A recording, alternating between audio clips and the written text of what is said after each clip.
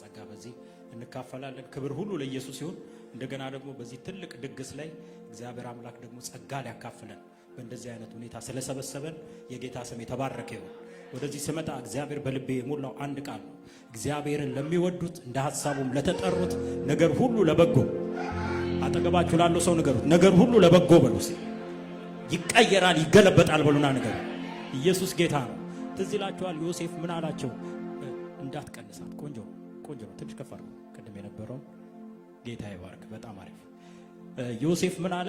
እናንተ ለክፉ አሰባችሁት አለ፣ እግዚአብሔር ደግሞ ነፍስን ለማዳን ዛሬ እንደምታዩት ነገሩን ለመልካም ገለበጠው አለ። አጠገባችሁ ላለው ሰው ነገር ሁሉ ለመልካም ይቀየራል በሉና ንገሩ። ይሄ መልእክት ነው በሉና ንገሩት። ኢየሱስ ጌታ ነው። አንተ ቤት ክፉ የሚባል ነገር አይሆንም። በልጆቼ ላይ ክፉ የሚባል ነገር አይሆንም። በትዳር ላይ ክፉ የሚባል ነገር አይኖርም። ክፉ እንኳን ቢመጣ ለመልካም ይገለበጣል ማለት ነው። ኢየሱስ የጌቶች ጌታ ነው። እስቲ ይሄ መልእክቴ ነው የሚል ይጩህና ይገለበጣል ይበለስ። በእልልታ በጭብጨባ ለጌታ ክብር ስጡት። ሃሌሉያ! ክብር ለኢየሱስ ይሁን። ዛሬ እንግዲህ አብሬው ላገለግለው በዚህ የታደምኩት ወንድሜ ፓስተር በቃሉ በጣም ወደው የማከብረው እግዚአብሔር ሰው ነው። ከሱ ጋር እንግዲህ ጌታ እድሉን ሰጥቶኝ በጣም ብዙ ቦታ አብረን ጸጋ ለመካፈል ችያለሁ። ዛሬ ደግሞ እግዚአብሔር በእንደዚህ አይነት መልክ እድል ሰጥቶናል። ወዳጆች እድለኞች ናቸው። ለምን መሰላችሁ? እግዚአብሔር የተቀባ ሰው ነው ይላከላችሁ ማለት ነው። ክብር ለኢየሱስ ይሁን። ሃሌሉያ!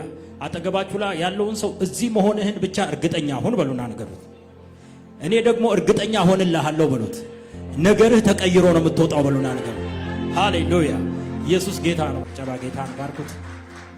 ስለ አፖስትል እንግዲህ ማውራት ከጀመርኩኝ በጣም ሰፊ ሰዓት ነው ልወስድ የምችለው።